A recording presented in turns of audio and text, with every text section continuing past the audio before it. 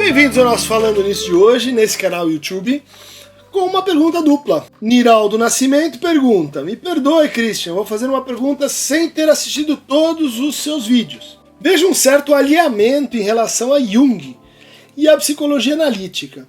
Até quando Jung será considerado um marginal à psicanálise, quase um pária? Pedro Santos faz uma pergunta nessa direção, que é a seguinte: o senhor poderia fazer algumas relações da similitude entre o trabalho de Jung e de Lacan? Pergunta muito interessante, né? Aparentemente são dois autores muito distantes, mas vamos ver que tem algumas relações, né? Com relação assim ao canal e sua relação com Jung, a gente lembraria, Niraldo, a gente tem dois vídeos, né, dedicados à psicologia analítica. O vídeo 28, onde a gente compara o inconsciente individual com o inconsciente coletivo, esse conceito de Jung. E um outro vídeo onde a gente compara, né, a partir de uma pergunta, Freud e Jung. Mas é uma coisa muito curiosa, se a gente for observar esses dois vídeos, você vê o vídeo 28, um dos primeiros aqui do canal, que é a qualidade dos comentários. Poucos comentários foram tão assim críticos, eu diria assim, duros com o próprio canal, considerando que é um espaço de transmissão em que 15 minutos a gente tenta às vezes abordar uma obra complexa e tão extensa como a do Jung. Por exemplo, vocês vão ver ali nesse canal um comentário do tipo assim: eu digo que o Jung foi um discípulo de Freud, e a pessoa comenta que isso é um viés torto, que um vídeo que começa assim, ele não merece ser assistido, né? D. Júnior, o nome da pessoa. Jung foi um discípulo de Freud.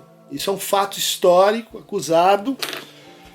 Em Memória, Sonhos e Reflexões, a biografia de Jung, acusado pelos historiadores da psicanálise, pelos historiadores da psicologia. Não há dúvida de que Jung foi um discípulo de Freud, um discípulo muito querido de Freud. Freud conferiu a Jung título assim de príncipe da psicanálise. Ele nomeou o Jung o diretor do primeiro jornal de psicanálise no mundo, que é o Centralblatt.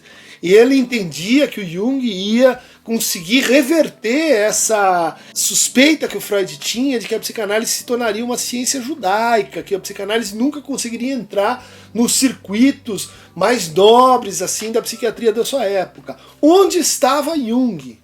No grupo que descobriu a esquizofrenia, né, capitaneado por Bleuler, né, onde a gente tem o Binswanger, o grupo do Burgholzli, onde Lacan teria estudado, com o qual ele teria tido contato. Então, para começar essa outra conversa, né. Mas para vocês terem uma ideia, né, comparativamente com outros vídeos, é um pouco estranho, né, que os nossos trabalhos aqui, que não são trabalhos que desmereçam a obra do Jung, pelo contrário, num deles eu menciono que estudei um tanto de Jung, principalmente no começo da faculdade, pensava em ser um analista assim, junguiano, né?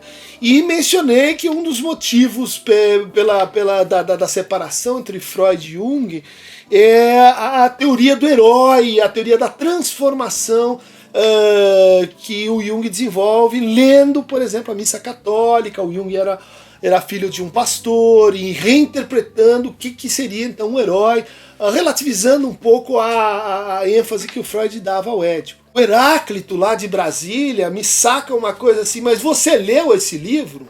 Quem é você para falar de Jung? Você leu esse livro? Uma atitude arrogante, uma atitude que infelizmente me fez lembrar os piores lacanianos com quem, enfim, eu convivo diariamente, ou esse estereótipo que se forma, né, do cara que põe o dedo na cara do outro e diz: você tá mentindo, você não leu esse livro que eu li em espanhol, né, que está grafado aqui em vários lugares e que não tinha em português, porque as obras do Jung estavam sendo aí traduzidas pela Vozes nos anos 80. É o tipo de coisa assim que inquieta um pouco a gente, e a gente vai dizer assim: eu acho que a maioria dos junguianos não são assim, não são exemplos representativos. Trabalhei com vários de sumo respeito, assim, Laura Vilares, professora da USP, Santina Rodrigues, que tem um trabalho muito bacana em São Paulo, também em Brasília, Marcos Quintais. A gente tem muitos junguianos muito bem qualificados. Mas por que seria então que eles não estão tão integrados assim à universidade? Eu diria vários motivos, né? Inclusive o Carlos Byington, falecido, foi com quem tive aula, chegava a fazer essa consideração de que, eventualmente, os junguianos escolheram uma formação mais artesanal, mais de acordo mesmo com o que pensava Jung, ou seja, uma formação que envolve grande erudição, muitos anos de trabalho com história das religiões, mitologias, antropologia, sociologia, ou seja, dá muito trabalho para você se formar como um bom junguiano. Mas, infelizmente, há então uma maneira sempre mais fácil de você cortar esse trabalho e fazer assim um arremedo, de então usar o Jung para justificar crenças religiosas, porque ele era um grande estudioso das religiões, então introduzir elementos mais ou menos ideológicos, ou então uma estetização que é um pouco assim improdutiva para a transformação clínica. Isso acabou, vamos dizer assim, fazendo com que o pensamento do Jung não se instalasse muito profundamente nas universidades. Isso acabou gerando uma espécie assim de não são tantos doutores, são tantos os mestres, e a universidade ela vai propondo, criando suas questões e criando suas tradições, e aquilo que pode ter sido assim um pequeno desvio lá há 20, 30 anos, hoje mostra-se assim num conjunto de grandes consequências. Mas isso eu acho que tem que ver mais com o caso brasileiro. Em outros países, a tradição junguiana, na Inglaterra, por exemplo, é extremamente presente nas universidades. A gente tem o caso aí do Jordan Peterson, que é um popstar da psicologia contemporânea, esse canadense que junta, né, a teoria das lagostas, da neurociência, com Jung, a procura do sentido, enfim, de como as mitologias governam nossa vida, e elas são fundamentais para a gente produzir assim, uma orientação na vida.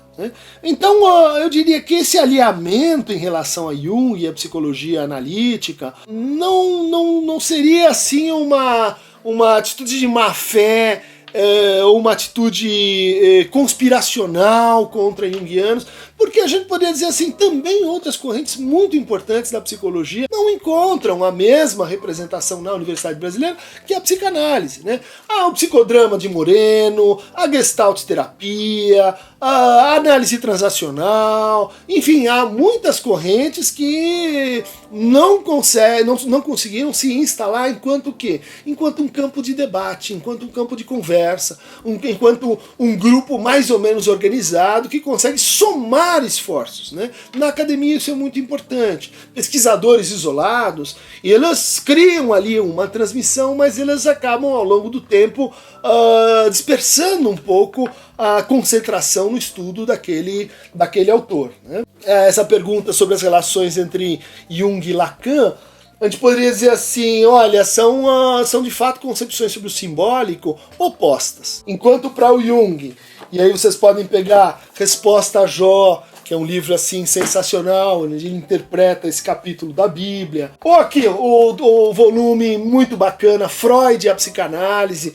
onde mostra todas as contribuições do Jung para o Freud, para a teoria psicanalítica, né? Ele desenvolveu a noção de imago, desenvolveu a noção de complexo, tentou provar experimentalmente a noção de complexo, discutiu psicopatologia, propôs um modelo psicanalítico para o entendimento das psicoses, enfim, tudo isso dentro da psicanálise, tudo isso antes da briga com Freud aí na década de 10. O Jung se preocupou muito em pensar a prática da psicoterapia, como vocês podem ver nesse volume das obras completas, né? Que talvez não tenha uma comparação, assim, não seja tão detalhado quanto as obras do próprio Freud sobre a prática psicanalítica. O Jung levou a psicanálise para uma discussão mais forte com as religiões, né? Psicologia e religião oriental, dois trabalhos muito bacanas do Jung. E o Jung tem uma contribuição importante para tipos psicológicos, desenvolve a noção, né, de intuição, de sensorialidade, percepção, de pensamento, de introversão e extroversão, que são noções tão importantes para a psicanálise e para a psicologia analítica. Pôs a psicologia em contato com essa tradição que é a alquimia, né, nesse trabalho assim tão bacana, tão erudito do Jung, mas tentando então fechar qual que seria essa diferença do teoria do entendimento simbólico no Lacan para o Jung. Para o Lacan, o simbólico é uma estrutura assim vazia, é uma estrutura não dotada e não presa a conteúdos, né? Ela tem que ver com a linguagem, com o uso da fala, com o uso do discurso, com o uso do enunciado, da enunciação, com o uso da língua.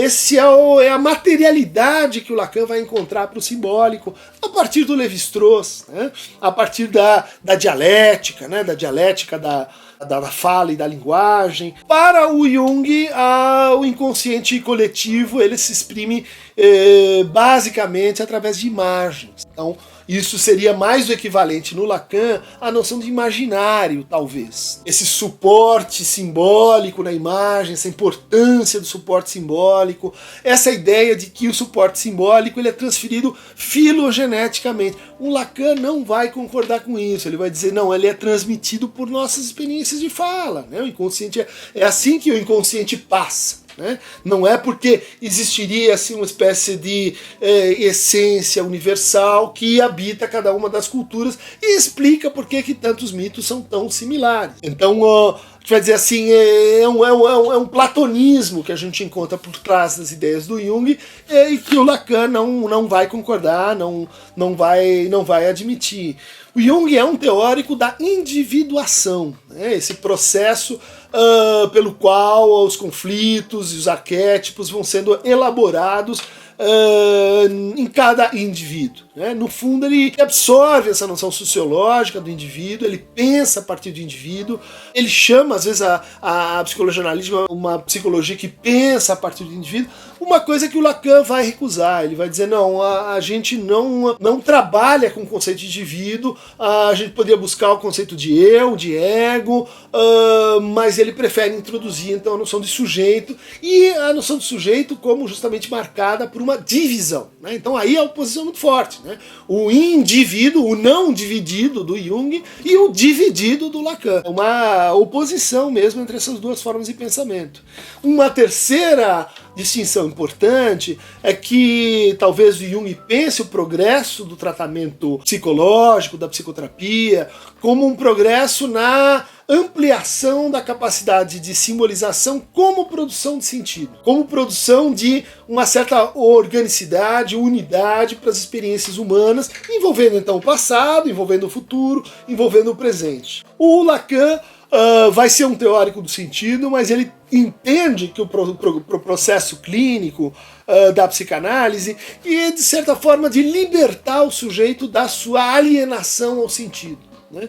É de curá-lo dessa demanda infinita de sentido. Demanda que assume, inclusive, um aspecto assim amoroso, de fusão com o outro, de fusão num grande universal, que, de certa forma, a gente poderia encontrar no Jung, nas teses do Jung sobre o aion, nas teses do Jung sobre a unificação e a integração, que são horizontes desse programa clínico terapêutico. Eu não diria que a psicologia analítica é uma pária, é uma corrente desrespeitada, uma corrente desqualificada, pelo menos nas universidades e na cultura psicológica nacional, e na cultura psicológica brasileira, né? Que mesmo não tendo tanta presença assim do Jung nas universidades, os junguianos são muito presentes e muito fortes, muito importantes no Brasil enquanto uma tradição de pensamento e de prática clínica. Para receber mais conteúdos arquetípicos, anímicos, do velho sábio, da ânima e do ânimos, do aion, clique aqui no Aqueronta Movebo.